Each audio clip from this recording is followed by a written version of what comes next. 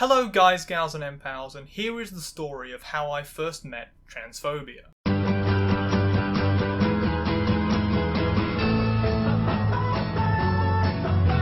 Firstly, obviously before I get into the intro spiel, there'll be a lot of transphobia getting discussed here, so trigger warnings for that all round. If you don't want to hear it, probably not the video for you. Anyways, onto the actual video.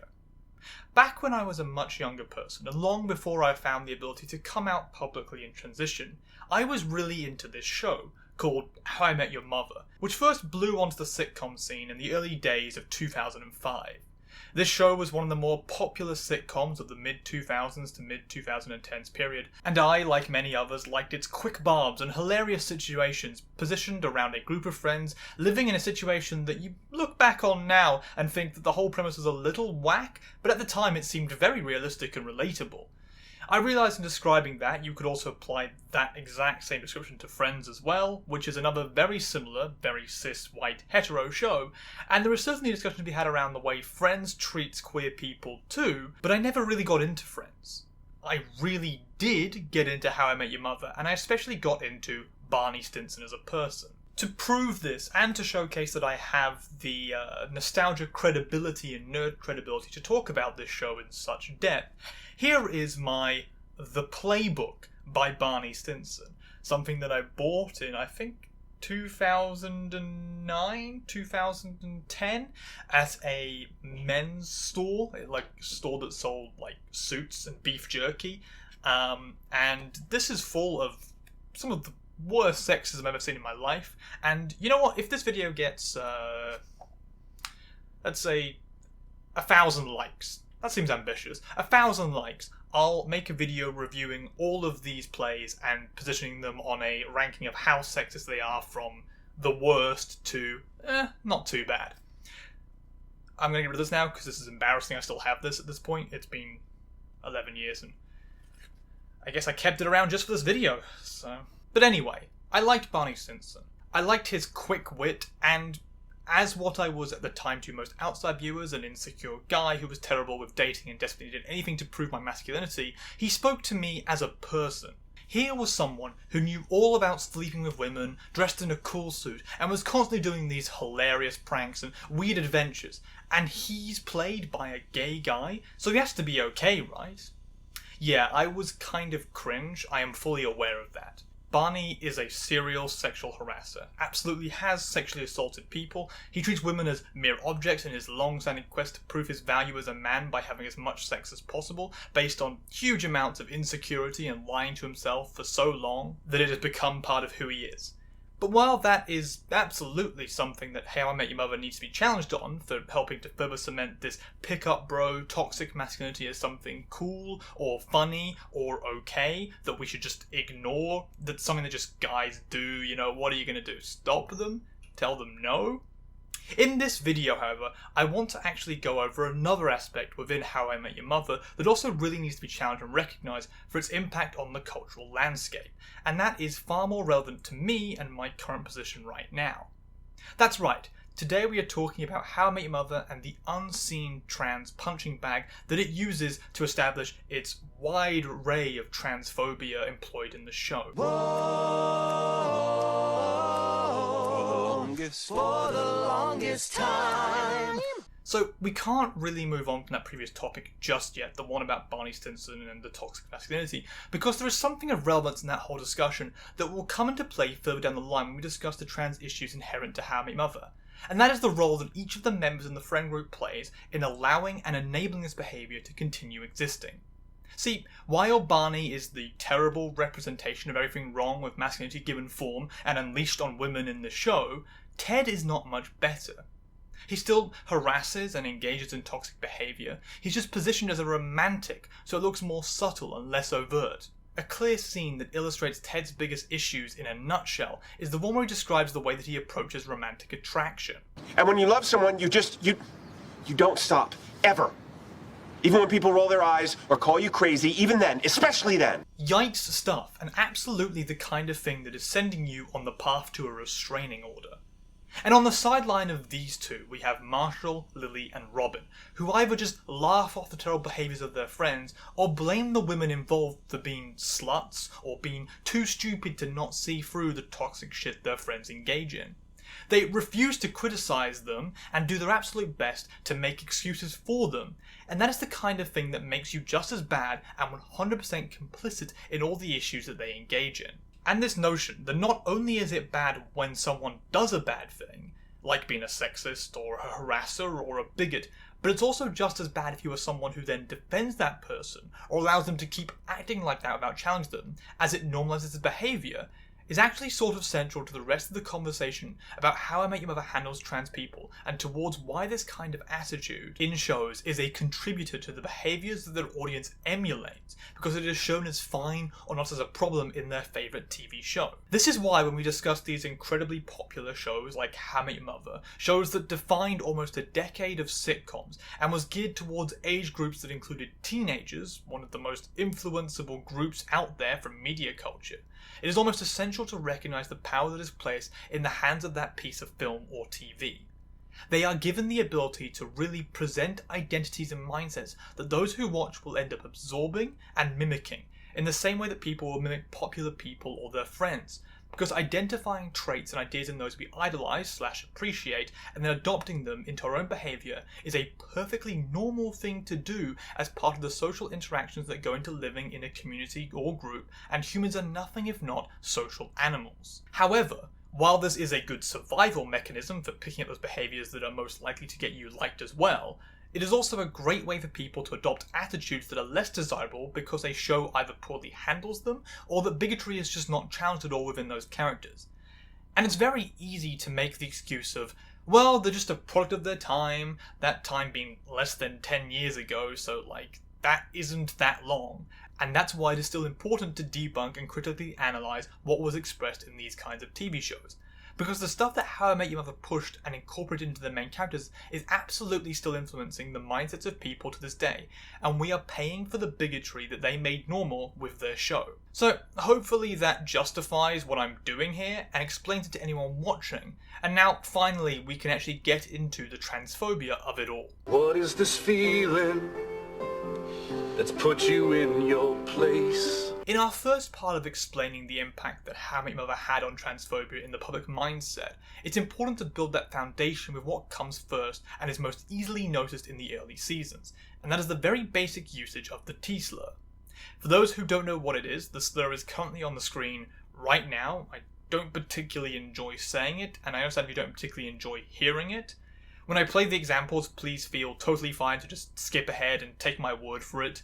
And the T-slur is kind of prevalent in the first few seasons of How I Met Your Mother in a way that it just flat out isn't for other shows at the time. This is one of those weird things where I definitely can find examples of sitcoms that are sort of designed for the whole family to watch using trans people as a punchline, something that we'll get into a little later with this series in particular, but it's a lot trickier to find a clear example of the usage of the T-word in the peers that we can compare How I Met Your Mother to.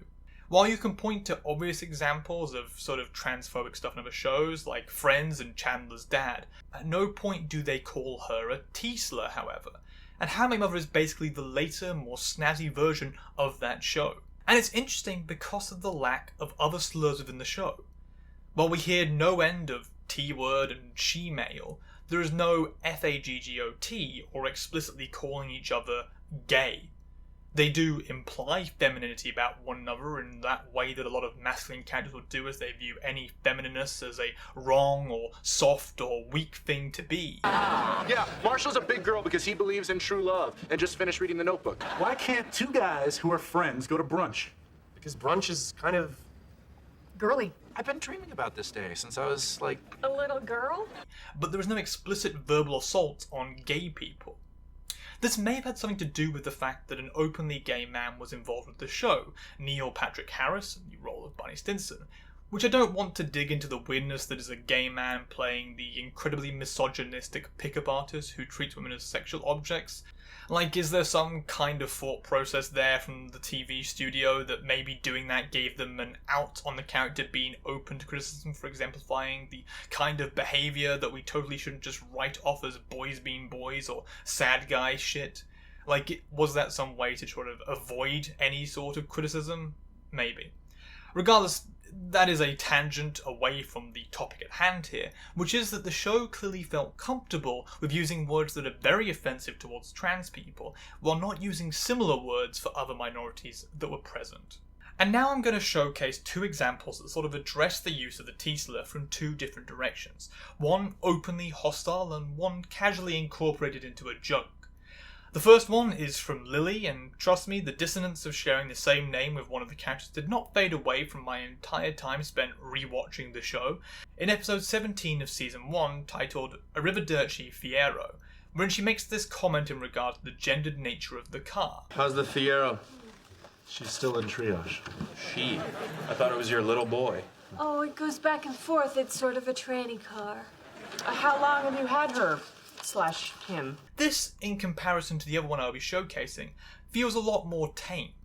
It doesn't necessarily convey any image of any particular person or identity, except for the fact that it of course correlates transness to the he-she nature of the car character. This whole idea of she-male is one of those really shitty images that has followed the trans community around for decades, and is often tied to this idea that trans women are not really women, that they are just men with female bits attached to them.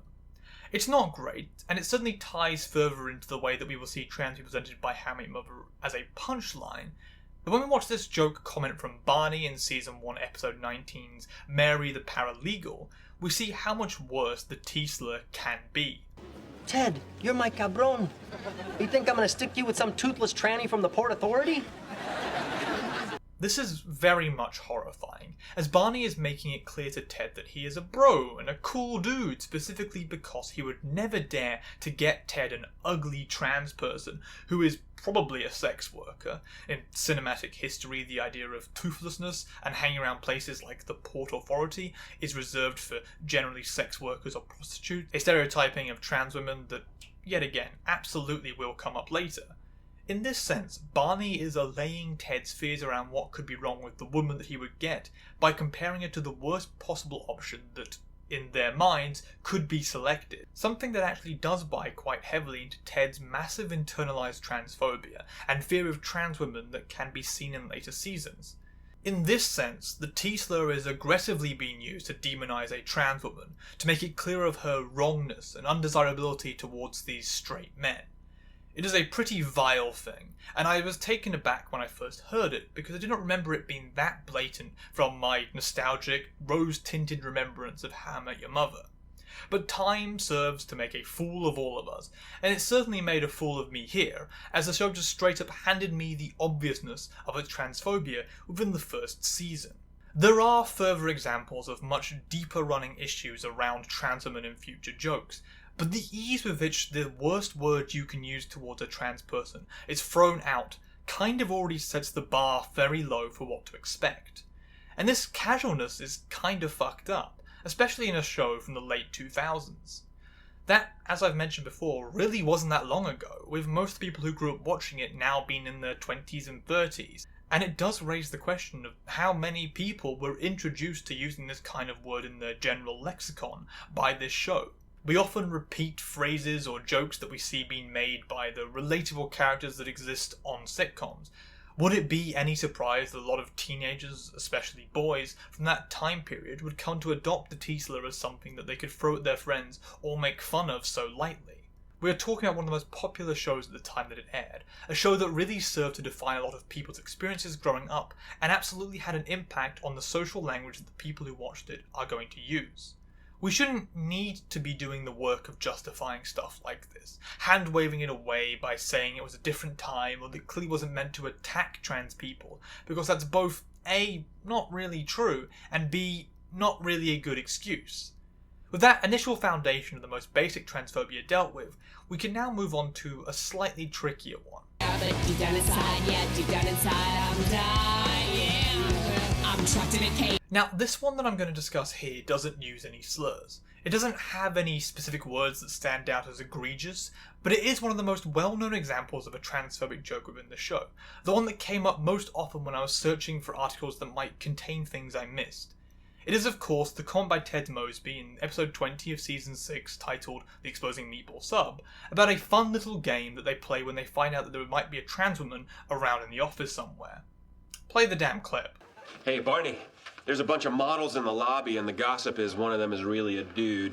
You want to play Who's Hot and Who's Scott? It's always the one in the turtleneck, Ted. Now, the first thing you might note is how late this transphobia is coming in on the series. Like, this ain't no early spring chicken season like those aforementioned slurs. It was heavily into the 2010s when you would expect that a very popular TV show that was on prime time would be a little bit better around a minority and how they treat them as objects of derision and ridicule. You might think all of that, but you would be very damn wrong, apparently, because things did not change that much really at all. Within this joke, we find the attitude towards trans women that is a prevalent issue well into the modern day, a double whammy of treatment that includes both specifically trying to ferret out and discover that secret hidden person who might well and obviously not want people to be discussing their private life, as part of some shitty game that they play with their co-workers, and it's also still making those same old positions about a trans woman being both actually a man and also not really hot. And that obviously sucks. It obviously sucks because it both objectifies the trans woman as she merely becomes an element of their scrutiny, an attempt to pierce what is the suspected veil of treachery that she has cast by daring to be herself outside and hang out with the other models that she works with. And it also dehumanizes her too, in that same vein, by stripping her of any agency in existence. Because we never get to see this trans woman. We never get to see her reaction or her own personality in response to what is ultimately mistreatment and unseen harassment. And that is something that HIMYM does an awful lot of its treatment of trans people. It never actually shows them or engages with them as people. They are merely distant creatures whose only purpose is to fill gaps in the comedic rhythm of the main characters, and serve as props for the jokes to let us know how funny and cool these protagonists are. A lot of this stuff obviously doesn't hold up quite so well now, a mere 11 years later, as it is very apparent how poor this treatment is, and how much it cements this idea of trans women as something that is perfectly fine to mock, to deride, and to incorporate into the abuse that you and your friends exact upon those that are too societally displeasing to you. It is textbook behaviour for externalised transphobia, and the show handles it in a way that makes it seem totally acceptable and normal and fine. The offhanded way in which it is brought up and how Ted handles it makes it very clear that this is something that they have totally done before. That this little game of scrutinising women to figure out the fake one is a not totally uncommon practice within their circles, including at a workplace that definitely should consider this a HR violation of their customers as something that their employees are comfortable doing. And that casual approach to this is a huge part of that aforementioned issue, in that it totally normalises behaviour. It being both unchallenged and just hand-waved away as a funny comment or joke is giving the impression to the viewers, oftentimes impressionable teenagers who will definitely copy those attitudes, that it's totally normal and okay to do this stuff. It's contributing to the kind of harassment and violations of privacy that are so common for trans women in the modern era. And while it might seem simple to defend this as a case of them doing it a way that's just between them, like they don't involve the trans woman in the joke, right? So she has no idea what's going on, she's not being hurt by it. Well, not literally hurt by it. She's not hearing it or seeing it happen to her. Well, that doesn't quite work in the greater context of the characters in the show. We know that this transphobia is both done when with friends who encourage and allow it to continue, but it also carries over into the language that they use and the way that they treat trans people in public too. Bigotry encouraged in private is very easily translated into a more public sphere, especially if the person feels safer doing it around people that they know have had no issue with it in the past. That trans woman might not see the violation of her dignity in her existence happen, but doesn't mean that it is not occurring, and is there all the people who are privy to it to ensure that they stand up to it. And if you agree with me that this is still not great, but are going to point out all the jokes that are made by these characters towards any women that are not challenged, examples that come fast and heavy around these main characters in How I Met Your Mother, like from the exact same episode slightly earlier, Barney talks about how the woman whose job it is to talk about workplace sexual harassment has huge breasts, and that he got the temperature set just right so that he could see her nipples, and nobody stops him, and nobody makes it clear that that's some terrible shit he shouldn't be doing. No, you can't quit tomorrow. The lady with the big nipples is coming back to give another sexual harassment seminar, and I bribed one of the maintenance guys to keep the room at a brisk 55 degrees.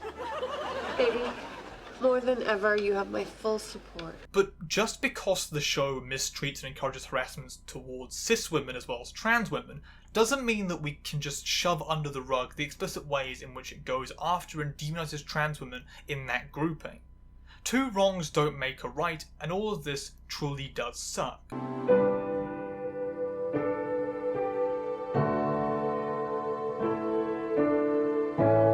The next category I want to talk about is specifically with regards to Ted, and the way that he treats trans women explicitly. This is a little bit of a tricky one, because it incorporates an attitude that is sort of bypassed as okay, that a lot of cis men have and don't ever really think of as a problem. And the best way to example this is to showcase all the ways that Ted imagines the worst possible scenarios in his head for women in his life as them being secretly trans. I'll point to, first and foremost, Season 2's Episode 9, Slap Bet, where Ted is imagining the worst oh no moments that would ruin his future marriage with Robin that he's going through in his head, and he imagines her telling him at the altar that she used to be a dude, and that is terrifying to him. In Season 3, Episode 8, spoiler alert, when Ted is trying to imagine why his friends might dislike his date so much, he daydreams talking to her about how she used to use the urinals, implying that she had a penis, and therefore used to be a dude as well, and he is shocked again, because, oh no, it's another trans woman. And finally, we have Season 7, Episode 6, Mystery vs. History, where Ted is going on a date with a woman he just picked up at the bar, and he's trying to do it without looking at the internet, so his friends stalk her online to find out what is wrong with her, and then he imagines it because they keep withholding information, and one of the imaginations he has is that she walks into the men's room and walks up to the urinal yet again and implies that she has a penis, which leaves him recoiling and gasping as this nightmare scenario to him plays out. This whole thing is a recurring theme that keeps popping up over and over again whenever Ted is trying to position the worst possible thing that could pop up about a potential partner. And it really reflects an attitude that's common in cis men, especially right now. This idea that a woman might be a regular, normal woman as far as you're concerned, but then secretly maybe she's actually a trans woman, and she's tricked you into being gay or whatever might be going through their heads. And it is a blatant transphobia. It's a blatant transphobia that people don't think of as transphobic, but when you position it in the way that clearly lays it out, it so obviously is. Say you're into someone, you're attracted to them, this is going great, you and them are having a wonderful time together, you've had a wonderful time for months and months, and then she tells you that she's trans, and all of a sudden you don't like her anymore. The only thing that's changed in that scenario is the fact that you now know that she is trans. And so in that essence, her transness is the reason why you can't date her.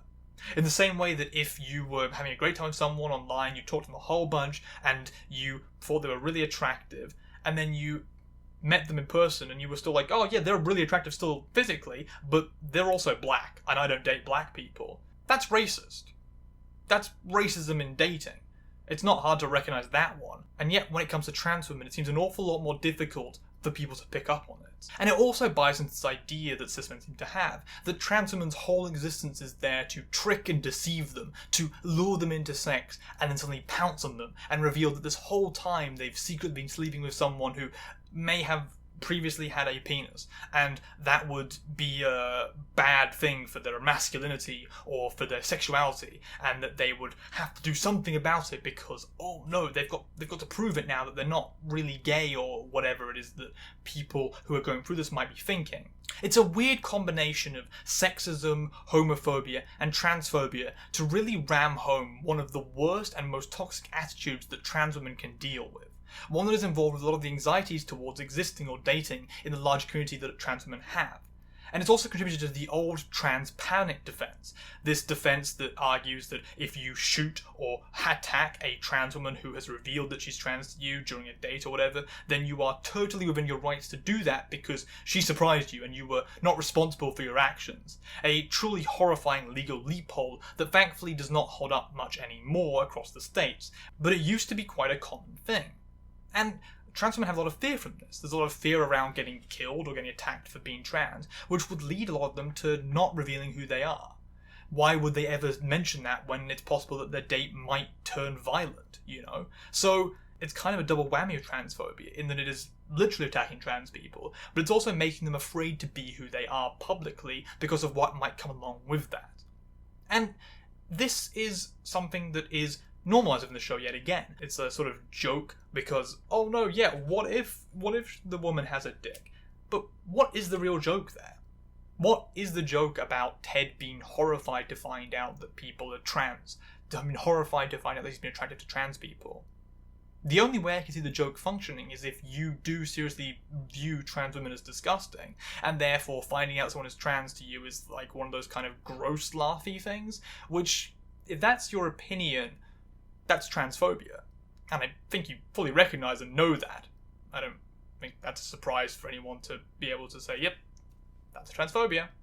But regardless, that is one of the most egregious examples that comes out from, yet again, the main character of the show, the person that we're supposed to be rooting for, the good guy, the one who gets the girl in the end, the one who a lot of men presumably looked up to or used to copy as a, he's the hero, so the heroes are, good people, and I should emulate them as a person if I'm going around in society.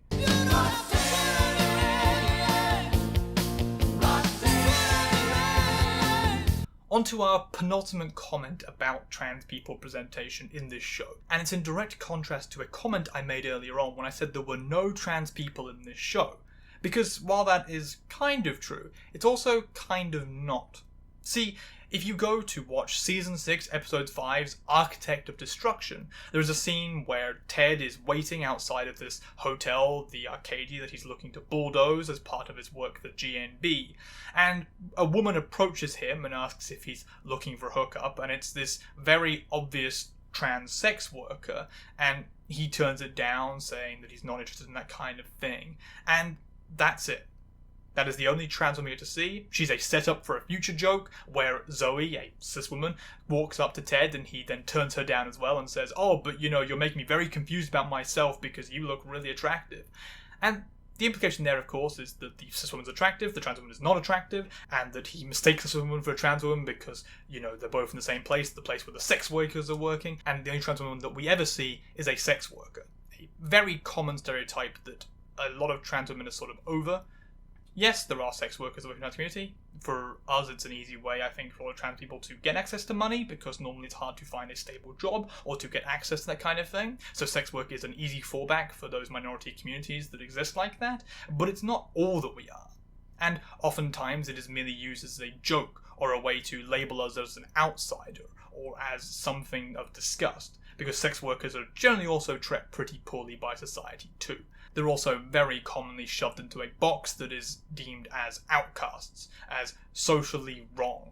And, well, that's not okay. That's not okay to double down on that. And this is something you see a lot more in sort of CSI shows or crime detective shows, but it's still very prevalent here too. And, of course, HIMYM's only trans person would be a sex worker. What more would you expect, really? 500 miles an hour would walk 500 more. The final point I want to get into around transphobia in this show is a double whammy point, because one of them is an actual real point of transphobia, and the other one is more of a comment on gender and gender presentation within the show. The first one is in Season 4's Episode 3, where Barney is trying to trick queer women into sleeping with him by going around and pretending to be a butch lesbian, the Trojan lesbian as he calls it, and this is one of those things where it in itself is not a transphobic thing, but when you think about it as it's a straight man who is dressing up as a woman to attempt to trick women into sleeping with him, then you might recognise in that a discourse that a lot of TERFs seem to be adopting with regards to trans women, wherein this idea that they're men trying to trick women into sleeping with them, that there's some kind of evil deceiving there. And it's a very similar one to the cis men being tricked and deceived that we mentioned earlier on. Both sides really are coming together to put them down.